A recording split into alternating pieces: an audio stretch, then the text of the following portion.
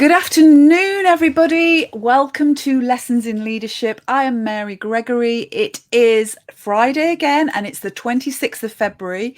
And it's my absolute delight to welcome to episode 18 of Lessons in Leadership, the amazing Elva Ainsworth. Hello, Elva. Hi, Mary. Thank you for inviting me. Well, lovely to have you here and lovely to see you.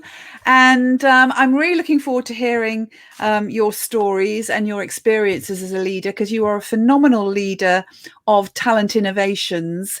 But what I'm looking forward to talking to you about, and we were just talking about it in the pre-chat, is hearing more about the sort of holistic approach you take. Although your program, your business focuses largely on 360, you very much take a holistic approach to growth and development, and how you approach that with your clients.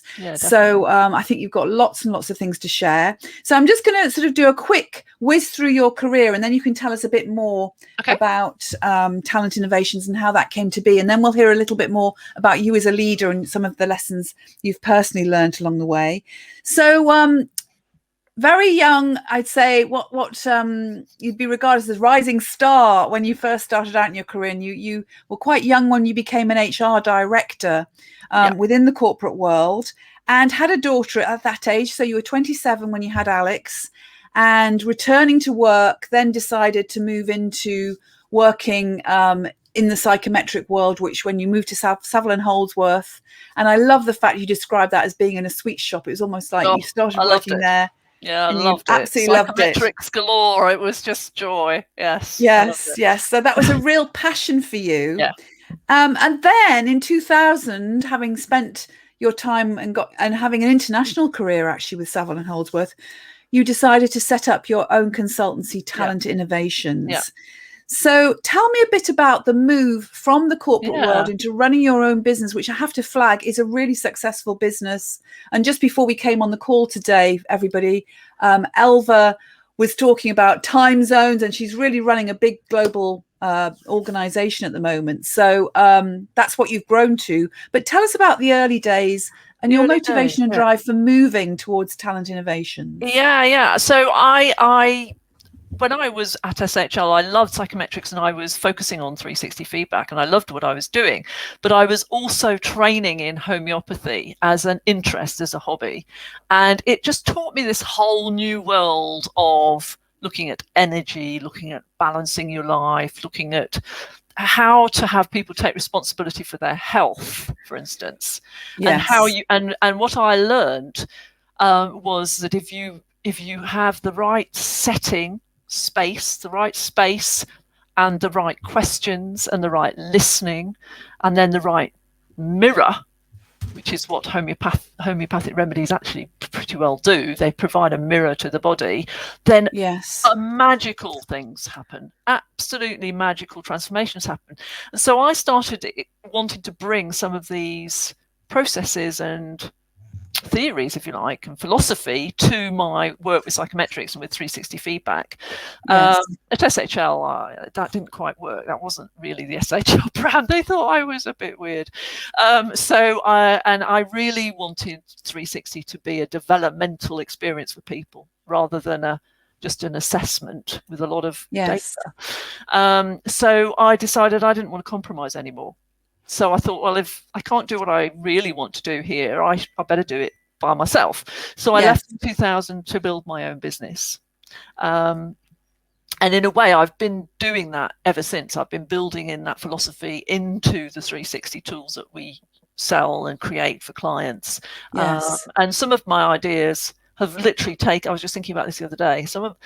One of my bright ideas was personalization of 360 surveys, for instance, and I thought this would be really important and would make a big difference, and it does, and it did, but my clients didn't get this until just a few years ago, and now they're going, yes, this is perfect, let's do this. So it's taken 15 years for this idea to reach its time, So what do you think caused that shift then? I think leaders have developed, in the early days in year 2000, late 1990s, I and my colleagues were facing leaders, boards of businesses. They were probably paying lip service to assessment, I would say, for development. Yes. And they knew people had to develop, but they weren't going to look deep within themselves for their blind spots. But now most leaders do get that to some level. Yes. So I think there's a huge maturity that's happened, and leaders have developed over the last 20 years, and it's joyous, that we're working with people who are genuinely interested in exploring their blind spots and working out how they can be more effective with people. It means you can do a lot more. I mean, certainly what you're saying resonates with me as a leadership coach, because I think, my background is in training and development, learning and development.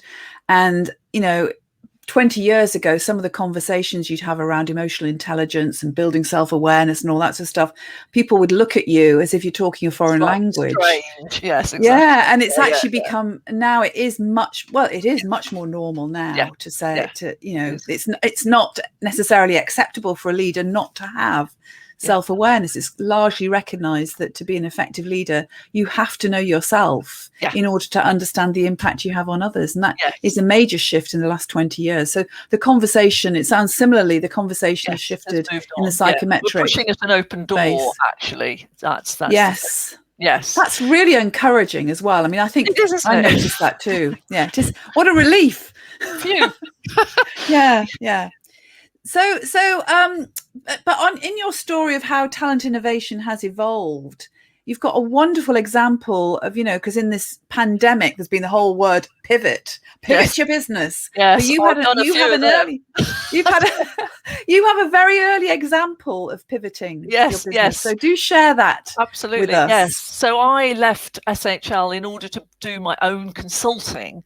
And I wanted to be able to bring my homeopathic interest and holistic stuff to my consulting. And I did indeed do that around well-being, workshops, and all sorts of joyous things. And then what happened was that we had a family holiday, and my brother, who's 14 years younger than me, he rather foolishly or unfortunately had an accident and broke a vertebra. So he was laid up very badly with his back healing. It took him 6-9 months. He's fine now, but it took a long while. And I just used that opportunity, and I thought, he's really good technically. He'd done psychology. He's, maybe he could do something for me that would help my business and it would keep him occupied. So I asked him if he could build me a 360 tool, seeing as that was, why not? I didn't even know it was possible. And he said, yeah, sure. What do you want? So he spent the months building that tool. I paid him for it in money and cream cakes, and that was my first tool. And it was a macro spreadsheet. It wasn't very complex, but it did a very effective job, and I was able to test out some of my hypotheses.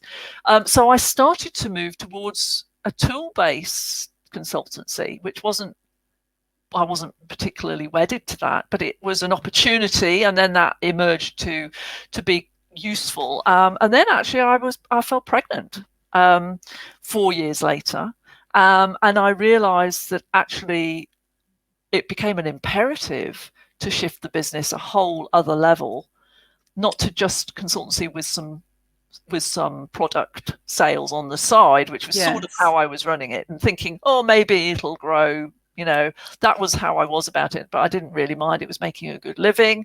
Then suddenly I was pregnant. It's like, okay, whole other deal now. What am I going to do? And and I remember the morning when I sat down with a blank piece I always use yellow paper, right? I can't get yellow paper. There we are. Yellow paper. I did my mind map, and I thought, what can I do?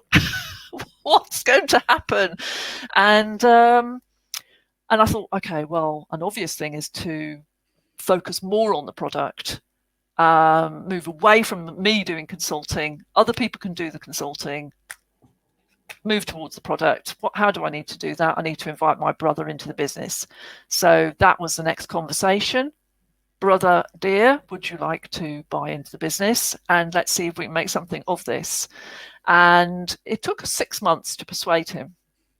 And right. and in fact, I got someone else to enroll him in the possibilities of my business.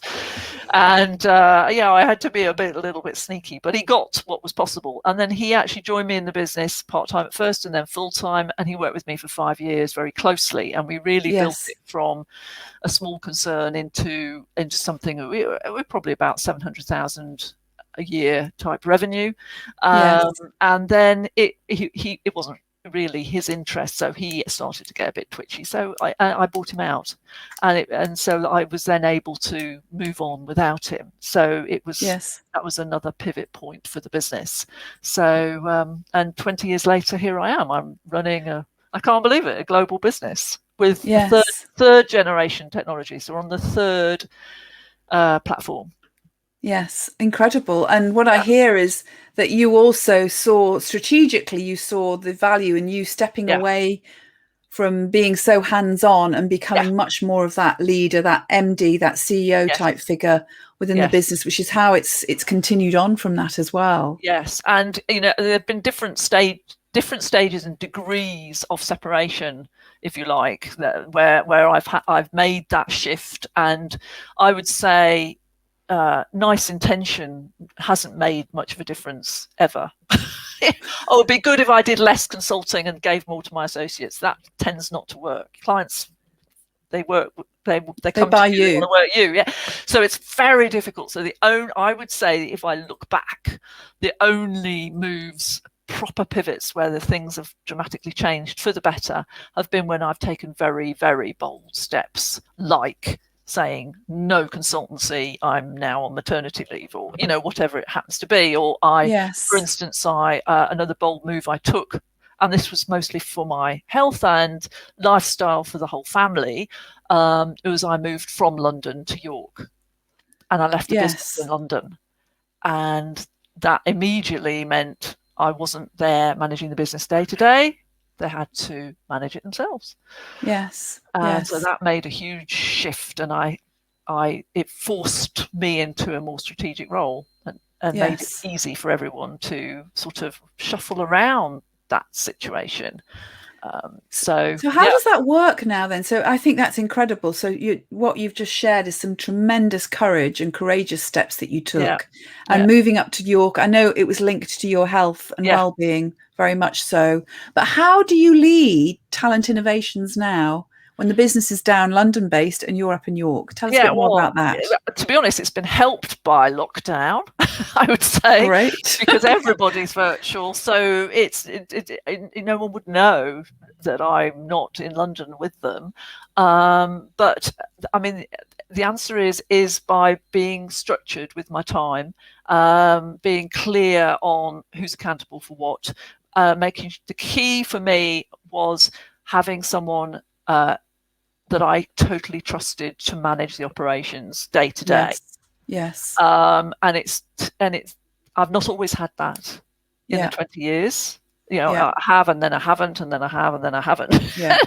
And it's critical to have someone you trust wholeheartedly to run it, and not just run it well, but to run it the way I want it run, truly my way. And that's really taken something to find someone who totally buys into my way, which is because my way it's not straightforward commercial.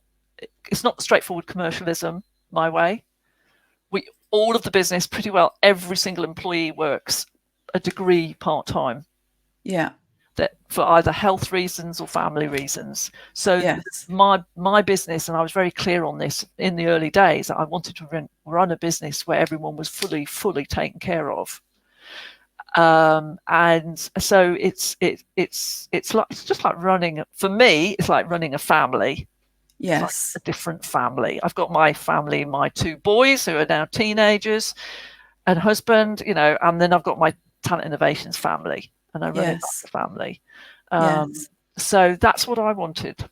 And that sounds amazing. And what I'm hearing is the advocacy you've given flexible working as well, in that You don't Yeah. have to have people working for you full time. No. You've made it work through Yeah. everyone having all their needs catered for and being able to work Yeah. part time as well, which is Yeah. incredible.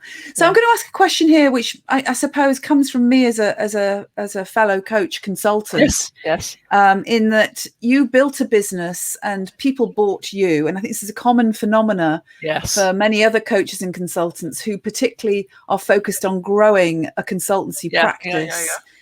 And people buy you. How did you get off that platform, as it were? Because how did you get people out of want that? to work with you. I don't want to work with one of your consultants. I want to work with Yeah, you. How did you shift that conversation? Yes, it's very tricky. And you have to be very strategic. That's all I can say. So I think, first of all, what I found was I make it very clear that I don't do that type of consulting anymore. If you want this sort of work doing, I can introduce you to someone else who can. So your clarity about what you do and what you don't do for someone is essential. If you're not clear, they're just going to want you, and you'll not get out of that. So there might be a demarcation in exactly what types of work you do versus other people. Or you deliberately work double-handed with someone for a while, so that actually the client starts to relate to that other person as being just as effective as you. The other technique I used actually was, I found a number 2, Kate Oliver, who's very strong, very extremely able and bright and into my area, with a big overlap in terms of experience, but different style to me. So what really worked was me. I could genuinely say, this is going to take a bit of organising and structuring. I'm not so good at that, but Kate's brilliant. So I would play to our differences, and then of course the client would absolutely go, oh well, I definitely want the better one. Yes. Playing to your team's strengths as well. Exactly. As what I'm hearing. Yeah. So being brutally honest about what I'm good and bad at, and what someone else is good and bad at. And I think, if you're honest with your clients, then they'll go with it. Why wouldn't they? And how much, so this is my interest because of ego. How much did you have to let go of your ego here? Because I know that I hear other coaches and consultants, and I think I'm guilty of this myself, is of course I'm the one they want, because it makes me feel good. I know. So how did you manage that, the letting go of that? Yeah, it is a big deal, and actually it's absolutely crucial that it's never about you and your ego. Otherwise these things just don't go the right way. Because you'll be wanting to put yourself above someone else, or looking good or whatever. You have to get your own ego out of the way. So if you're at all uncertain about whether you're good enough in a particular scenario, it's going to go wrong. So I worked that out. But one of the key things I also had to learn, and I still have to remind myself this every day, to be honest, to some extent, is that someone else can do what I can do, but they won't do it exactly the same. And you could even say they won't do it to the same standard, and I could say they don't do it as well as I do, but either way, as well as I do or the same, it's the same sort of issue. Someone else will do something slightly different. And it was some coaching, and I still remember the day I got the coaching. And I said, I just can't get out of all the consultants. I'm doing too much, And I'd already put my rates up masses, and I was still doing too much. And he just turned to me and he said, Elva, when will you accept that 70% of you is good enough? I thought, oh, okay, good point. Okay. So that's what I do. I just whenever I think, oh, I wouldn't do it that way. Why they do? I just go, no, 70% of what I might think is a good idea is good enough. Yes. That's fine. And let it go. So it's about not being attached to the how. Yes. I think that is a big secret to delegation, actually. Yes, it is. And I work with a lot of leaders who struggle with trusting around delegation, because they're not going to do it as well as I do it. Of course they're not. And actually, one of the lessons is absolutely 70% is good enough. Yes. But also they might find a different way of doing it that might be It even might be better. better, of course, of Yeah. course. So who am I to think I know the best way? Yes. So yeah. So and as I say, it happens all the time when I spot things that are a little bit like, oh, is that right? Oh, I don't know. I have to just drop it. Drop it. No, I Yes. don't know better. I can offer a suggestion. Yes. Because the other thing I found was that with a close team of employees, it's really important that they all feel empowered. Yes. Even if they've made a mistake, because mistakes happen. Yes. And so if I get my ego coming into any of those performance connected questions, it tends to go a bit nasty, doesn't go well, or it can be awkward. Yes. They can be upset, but none of that needs to happen. If I can get my ego out of the way, I can say to someone, wow, that didn't go well, did it? What happened there? And the ego isn't there. It's a freeing conversation. There's no make wrong, and the mistakes just gets understood. They learn from it, and it's not an issue, and it's not heavy. So there's something there about not making wrong. Because what I'm curious about is, how do you get your ego out the way? Well, and one of the things is not making them wrong for a start. Not making them wrong is one thing, and being giving yourself time. If you're occasionally I get frustrated with someone doing something ridiculously daft. If I can feel myself reacting to that, then I need to do what I need to do to get to stop the reaction. It just might be a bit of space. Yeah. It might be writing that email and deleting it before it gets sent, or it might be talking to someone else, or just going for a little walk, or it might just simply be taking a big deep breath. Depends how bad it is.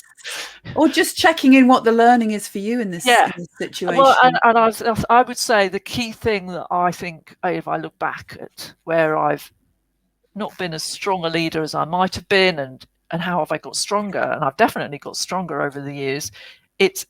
I would say the key thing is about me owning the business, everybody in the business, every client project, every 360 that's delivered. It's all my fault.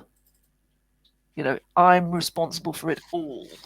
Yes. So if two members of my team are upset with each other, I'm responsible. What have I done that allows that to happen? What can I do? How can I give different space for those people?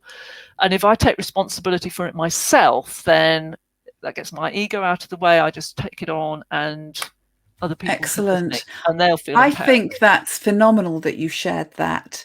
And I think for many people who are watching this, that is a challenging thing to have said, because I remember once having a sort of aha moment around being 100% responsible for the quality of my relationships, and thinking, no, it's 50-50. Exactly. The other person's 50% responsible. No, it's not. It's how I show up all the time. And you're taking that to another level around not just about your one-to-one relationships, but what are you creating around you in your business? You are responsible. Yes. And what's powerful about that is that it causes us to be to take the action that we need to take for ourselves. Exactly. And to be and to get over our egos, actually, because if ego comes into it, it goes into blaming and all that sort of stuff.